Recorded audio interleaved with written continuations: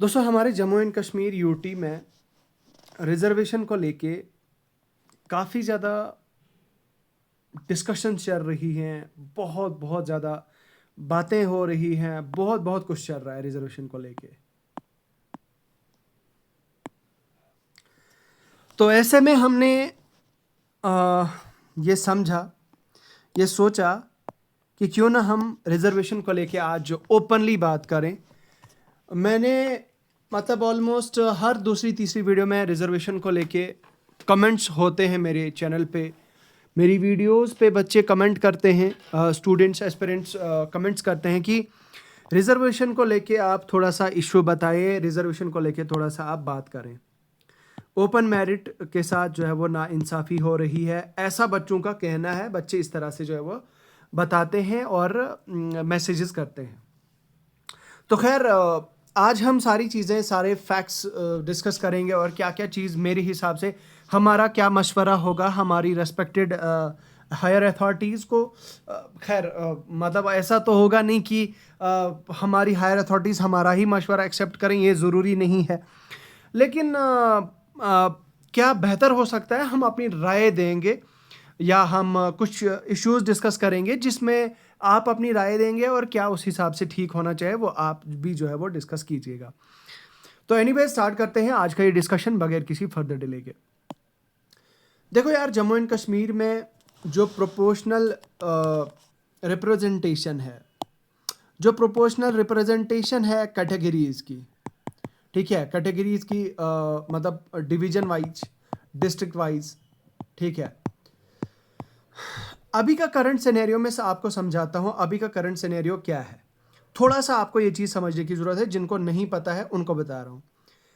जब भी JKSSB की कोई एडवर्टीजमेंट आती है, मान लीजिए for example finance accounts assistant की वैकेंसीज आ गई 600 प्लस। अब उसमें क्या होता है कि जम्मू डिवीजन होता है, कश्मीर डिवीजन होता है।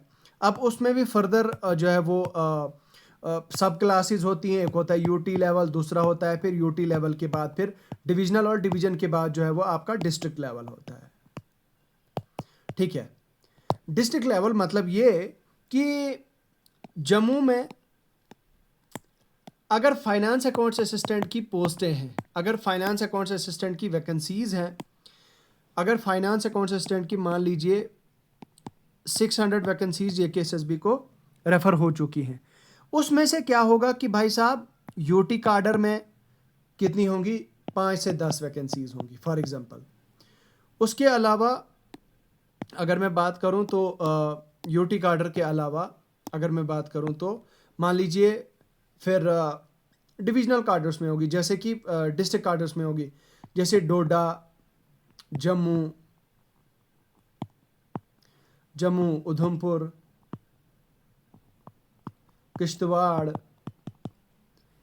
किश्तवाड़ के अलावा रामबन,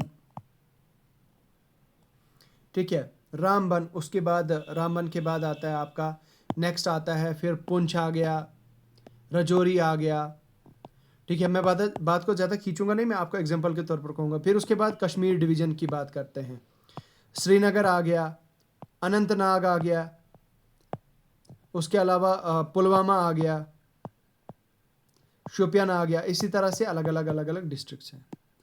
अब होता क्या है कि ये जो टोटल नंबर ऑफ 600 वैकेंसीज हैं, ये सारे डिस्ट्रिक्ट्स में से उठाकर मतलब अलग अलग डिस्ट्रिक्ट्स में ये वैकेंसीज होती हैं। मान लीजिए यहाँ पे पुंछ में सिर्फ 15 वैकेंसीज हैं फाइनेंस अकाउंट्स असिस्टेंट की, ठीक है। पूरे डिस्ट्रिक्ट में सिर्फ 15 वैकेंसीज हैं फॉर एग्जांपल। राजौरी में मान लो 40 वैकेंसीज हैं, श्रीनगर में मान लो 50 वैकेंसीज हैं, अनंतनाग में मान लो 100 वैकेंसीज हैं, ठीक है। पुलवामा, ये नंबर कुछ भी हो सकता है, 20, 10, 30, 60, 90, 100, 180, 200 वगैरह वगैरह, इस तरह से कुछ भी नंबर हो सकता है। अब क्राइटेरिया ये है कि जब आप JKSSB के एप्लीकेशन फॉर्म्स फिल करने लगते हैं तो उस टाइम पे आपको वहां पे एक ऑप्शन दिखता है। ऑप्शन क्या दिखता है? आपको आइटम नंबर दिखता है और आपको प्रेफरेंसेस दिखते हैं। मतलब अगर आप JKSSB का जो लेटेस्ट फॉर्म फिल हो रहे हैं, मान लो जूनियर असिस्टेंट के फॉर्म फिल हो रहे हैं, उसमें आप देख पा रहे होंगे कि आपको डिपार्टमेंटल आपको वैकेंसी दिख रही होगी। सबसे पहले तो आपको डिस्ट्रिक्ट चूज करना है। डिस्ट्रिक्ट पे सभी डिस्ट्रिक्ट पे 1 2 3 4 5 6 7 8 इस तरह से प्रेफरेंस देना है आपको डिस्ट्रिक्ट्स को। डिस्ट्रिक्ट को प्रेफरेंस देने के बाद आपको फिर आइटम नंबर डिपार्टमेंट का डिपार्टमेंट और मतलब पोस्ट और आइटम नंबर वो इस तरह से आपने चूज करना होगा। यानी कि वो अलग अलग डिस्ट्रिक्ट्स में आपको बेसिकली अप्लाई करने की आपको फैसिलिटी, अगर मैं इसको कंक्लूड करूं तो शॉर्ट में आपको बताऊं तो वो एक फैसिलिटी है जिसके ज़रिए से आप प्रेफरेंस देते हैं, अपनी चॉइस फिलिंग करते हैं, अपनी चॉइस से फिल करते हैं फॉर्म, मतलब मुझे इस डिस्ट्रिक्ट में अप्लाई करना है, इसमें नहीं करना है। ठीक। उसके बाद मान लो उधमपुर में सिर्फ 30 वैकेंसीज हैं, मतलब मान लो फॉर एग्जांपल 30 वैकेंसीज हैं। अब यहाँ पे क्या होता है कि उधमपुर डिस्ट्रिक्ट के मान लो मेरिट में बच्चे फॉल नहीं किए जो यहाँ के डोमिसाइल डिस्ट्रिक्ट के बच्चे हैं, तो वो क्या उसमें क्या होगा कि 10 एक जम्मू के आ जाएंगे, 10 एक कठुआ के आ जाएंगे, 10 एक सांबा के आ जाएंगे, तो हो गई सारी फिल वैकेंसी। ये जरूरी नहीं है यहाँ पे कि सारे के सारे उधमपुर के ही बच्चे यहाँ पे सिलेक्ट होंगे, और ये भी जरूरी नहीं है कि मतलब यहाँ पे कोई ना एक तो होना ही होना चाहिए, ये भी जरूरी नहीं है। और ऐसा भी हो सकता है कि भाई साहब बाहर के आउटसाइडर डिस्ट्रिक्ट के बच्चे यहाँ पे as finance account assistant recruit हो सकते हैं। This is the current and this is the existing system of recruitment. ठीक है। अब आप इसमें से कितने सहमत हैं, इस चीज में से कितने सहमत हैं कितने नहीं हैं, मुझे उसमें नहीं जाना, लेकिन ये मैं आपको मोटा मोटा समझा रहा था कि जो एग्जिस्टिंग सिस्टम है हमारे यहाँ रिक्रूटमेंट का वो क्या है। अब जरा मैं कल के एक ट्वीट को लेके थोड़ा सा आपकी नजरसानी करना चाहूंगा। जो ऑनरेबल एमएलए साहब हैं पुलवामा, श्री वहीद परा साहब ने असेंबली में एक सवाल पूछा था, और परा साहब के ऑनरेबल एमएलए वहीद परा साहब के ट्वीट का ये उनके सवाल का ये जवाब आया है। असल में इन्होंने ये इंक्वायर किया कि भाई साहब जम्मू डिवीज़न और कश्मीर डिवीज़न में जो रिजर्वेशन का प्रोपोर्शन है, रिजर्वेशन का सिस्टम है, तो वो क्या है, कितनी परसेंटेज, कौन सी आबादी, कौन सा ग्रुप, किसकी परसेंटेज कितनी है, कहाँ पे, तो ये उन्होंने पूछा। अब यहाँ पे ज़रा गौर से देखिए, देखो जम्मू डिस्ट्रिक्ट जो है आपका, जम्मू डिस्ट्रिक्ट में ओपन मेरिट की कैटेगरी, ओपन मेरिट यहां पे जम्मू डिस्ट्रिक्ट की अगर बात करें, just a second, Jammu district this is division this is division, Jammu division और कश्मीर डिवीजन। देखो अगर हम एससी की बात करें, एससी कैटेगरी के जितने भी बच्चे हैं जम्मू डिवीजन के अलग अलग डिपार्टमेंट, अलग अलग डिस्ट्रिक्ट्स में, इन बच्चों का अलग अलग डिस्ट्रिक्ट्स में इन बच्चों का जो है वो वैकेंसीज का नंबर, मतलब इन बच्चों की परसेंटेज कितनी है, मतलब एससी बच्चे, एससी कैटेगरी के इतने बच्चे हैं यहाँ पे जम्मू डिवीजन में, यहाँ पे आप देखिए।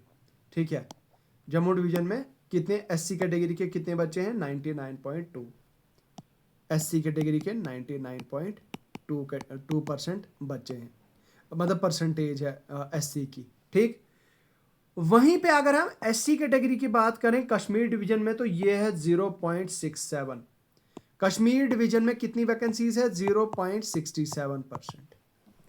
ठीक है, उसके बाद अगर हम बात करें एसटी की जम्मू में, तो जम्मू में 87.2% है एसटी, और कश्मीर में सिर्फ और सिर्फ 12% है एसटी। ठीक है, यहां पे आप देखिए अच्छी तरह से 12%, सिर्फ 12%। उसके बाद अगर हम ओबीसी की बात करें, तो ओबीसी भाई साहब ओबीसी हैं जम्मू डिवीजन में 56.6% और कश्मीर में है 43.4%। उसके अलावा ईडब्ल्यूएस जम्मू में कितने हैं, 88.5%, और कश्मीर डिवीजन में कितने हैं, कश्मीर डिवीजन में सिर्फ 11% ईडब्ल्यूएस। आरबीए जम्मू डिवीजन में कितनी है, सिर्फ 32, ओनली 32.9% है, और कश्मीर डिवीजन में 67.1% है, मतलब सबसे ज़्यादा परसेंटेज कश्मीर में आरबीए की है। उसके बाद मतलब जिन बच्चों के पास आरबीए है ये परसेंटेज बेसिकली दिखा रहा है यहाँ पे, ठीक है। एएलसी कैटेगरी का जम्मू डिवीजन में 85.2 परसेंटेज है और कश्मीर डिवीजन में 14.7 परसेंटेज है। अब यहाँ पे ये रिजल्ट देख के बहुत सारे लोग शॉक हो गए हैं, क्योंकि ये इंफॉर्मेशन अभी तक पब्लिक तो थी लेकिन बच्चों के पास ये इंफॉर्मेशन नहीं थी। जो यूथ अभी जॉब के लिए पढ़ रहा है, जो यूथ अभी कंसर्न है जॉब्स को लेके, जो अभी जॉब्स की प्रिपरेशन कर रहा है और जॉब्स डिमांड कर रहा है, यूथ के पास शायद यूथ को पता नहीं था इस चीज़ के बारे में। और इस चीज़ ने क्लियर कट जो है वो क्लियर कट मतलब बता दिया है कि मतलब इस फिगर्स के बारे में बता दिया है कि कितना क्या है। देखो यार, मेरे हिसाब से अब हल क्या, सोल्यूशन पे आते हैं। सोल्यूशन क्या है इस चीज़ का? मेरे हिसाब से एक मैं अपना पॉइंट रखना चाहूँगा। मेरे हिसाब से जब भी कोई वैकेंसीज आती हैं, मान लो 1000 वैकेंसीज, फॉर एग्जांपल 1000 वैकेंसीज, ठीक है, 1000 वैकेंसीज आती हैं तो 1000 वैकेंसीज मेरे हिसाब से 500 जम्मू को जानी चाहिए, 500 कश्मीर को जानी चाहिए, फॉर एग्जांपल, ठीक। उसके बाद जम्मू में और इन दोनों का अलग अलग जो है वो मेरिट बनना चाहिए। और जम्मू कश्मीर, हालांकि यहाँ पे इस पे एक रूलिंग आई थी ऑनरेबल सुप्रीम कोर्ट की, आई थिंक 2019 में, correct me if I am wrong, 2019 में, और हमारे ऑनरेबल सुप्रीम कोर्ट ने रूल किया था कि मतलब एक बच्चा हर एक डिस्ट्रिक्ट के लिए एलिजिबल होता है और वो अलग डिस्ट्रिक्ट में अप्लाई कर सकता है, ठीक है। लेकिन ये हम एक एजम्पशन ले रहे हैं, फॉर एग्जांपल अगर ऐसा पॉसिबल होगा तो क्या होगा, मतलब अगर ऐसा सिस्टम होगा तो कैसे चलेगा। 500, अब इस 500 को फर्दर फैब्रिकेट किया जाना चाहे मतलब परसेंटेज के हिसाब से, ठीक है, परसेंटेज के हिसाब से ये जम्मू को और ये कश्मीर को, और इसमें जो है वो फिर अलग अलग सेग्रीगेशन होनी चाहिए कि मान लो अगर कश्मीर में 0.67% एससी कैटेगरी है तो भाई उसी परसेंट में यहाँ पे ये वैकेंसीज डिस्ट्रीब्यूट होनी चाहिए। अगर मान लो 12% कश्मीर में 12% कश्मीर में एसटी है तो भाई साहब 12% ही वैकेंसीज, 12% ऑफ 500 जो है वो इसमें आनी चाहिए वैकेंसीज, मतलब इनको इसमें मिलनी चाहिए, ठीक है। इसके अलावा ओपन मेरिट का अगर हम कहें तो ओपन मेरिट मेरे हिसाब से ओपन मेरिट का तो खैर इसका बताते हैं बाद में, पहले ये चीज़ देखिए। तो मेरे कहने का मतलब मोटा मोटा मतलब ये है कि परसेंटेज के हिसाब से जो परसेंटेज है वो परसेंटेज के हिसाब से जो सिस्टम बनेगा उस हिसाब से जो है वो एक सोल्यूशन तो ये है कि भाई डिस्ट्रिक्ट वाइज डिवीजन वाइज जो है वो दोनों डिवीजन में अलग अलग वैकेंसीज को जो है वो ये कर देना चाहिए। यहाँ पे देखिए आप, अगर मैं आपको दिखाऊँ ये जूम करके, तो हमारे जो लतीफ़ सर हैं चार्टर्ड अकाउंटेंट, लतीफ़ साहब ने भी इस चीज़ पे जो है वो simply bring back division wise post, let Jammu division aspirant apply for their allocated seats and Kashmiris for their respective seats, at least it will bring some fairness to the recruitments as of now are slow as well as resulting in the disappointment of Kashmiris। तो खैर इन्होंने division, हम इस चीज़ पे focus करते हैं कि लतीफ़ साहब ने डिविजनल वैकेंसीज़ के बारे में बात की है, तो मेरे हिसाब से भी ये एक अच्छी अप्रोच हो सकती है। अब ऐसा तो होगा नहीं कि मान लो ईडब्ल्यूएस की कैटेगरी आप कश्मीर में देखिए कितनी है, 11%। अब यहाँ पे क्या होगा कि अगर आप 11% के हिसाब से देख लीजिए, मतलब मान लो 100 वैकेंसीज़ हैं, ठीक है, 100 वैकेंसीज़ हैं।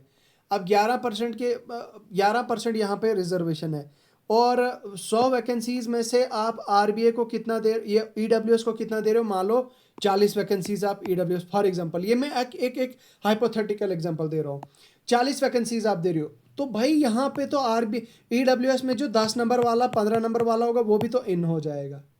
तो भाई फिर वो कम्पिटिटिवनेस, वो मेरिट, वो कहाँ गया, ठीक है। तो मेरे हिसाब से इस चीज़ को काफ़ी ज़्यादा डीपली देखा जाना चाहिए और डिवीजन वाइज और डिस्ट्रिक्ट वाइज वैकेंसीज़ को बफ्रिकेट किया जाना चाहिए और division wise district wise vacancies को जो है वो फिल किया जाना चाहिए, ये मेरा भी मानना है। बाकी यार आपका क्या आर्ग्यूमेंट है, आपकी क्या राय है, कमेंट सेक्शन में लिख के बताएं। और इस वीडियो को ज़्यादा से ज़्यादा लोगों के साथ शेयर करें और इस वीडियो को हाइप पॉइंट ज़रूर दें ताकि हमारी वीडियो आपके दोस्तों तक पहुंचे और आप बाकी सबके पास पहुंचे और हमें सपोर्ट मिले। बहुत बहुत शुक्रिया।